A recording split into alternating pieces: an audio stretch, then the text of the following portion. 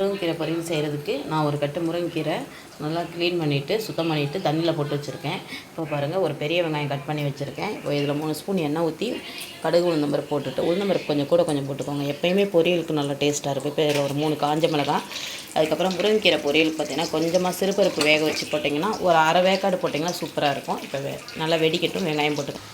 இப்போ முருங்கைக்கீரை பொரியலுக்கு வெங்காயம் நல்லா வதக்கிட்டேன். அதுக்கப்புறம் பார்த்திங்கன்னா முருங்கைக்கீரை போட்டு நல்லா கொஞ்சம் தண்ணி விட்டு வரும். ஆனால் முதல்ல தண்ணி ஊற்றி வேக வச்சிடாதீங்க, நல்லா வதக்கிக்கோங்க ஃபஸ்ட்டு. இப்போ முருங்கைக்கீரை பொரியல் நல்லா வதங்கிட்டுருக்கு. இப்போ கொஞ்சமாக கல் உப்பு சேர்த்துக்கோங்க. கீரைக்கு உப்பு கம்மியாக சேர்த்துக்கோங்க.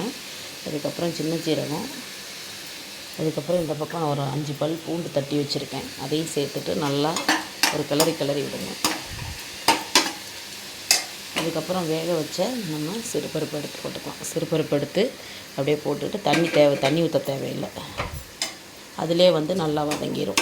இந்த தேங்காய் மட்டும் திருவி போட்டால் சூப்பரான நமக்கு முருங்கைக்கீரை பொரியல் ரெடி ஆயிடுச்சு. இந்த மாதிரி கொஞ்சம் தண்ணி ஊற்றிக்கோங்க. அதுக்கப்புறம் மூடி போட்டு நல்லா வேக வச்சு சுண்டுனோடனே அதுக்கப்புறம் தேங்காய் பூ மட்டும் திருவி போட்டால் சூப்பரான நமக்கு முருங்கைக்கீரை பொரியல் ரெடி ஆயிடுச்சு.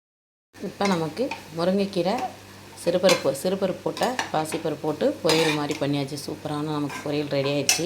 இப்போ கடைசியில் பார்த்திங்கன்னா நான் ஒரு 2 சில் தேங்காய் எடுத்து வச்சுருக்கேன்.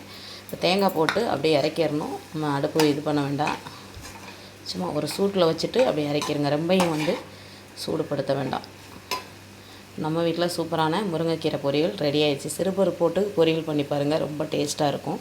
சூப்பரான உடலுக்கு சத்தான நம்ம முருங்கைக்கீரை பொரியல் ரெடி ஆகிடுச்சுங்க. ரெசிபி போடுறேன், பார்த்துட்டு எப்படி இருக்குன்னு கமெண்ட் பண்ணுங்கள்.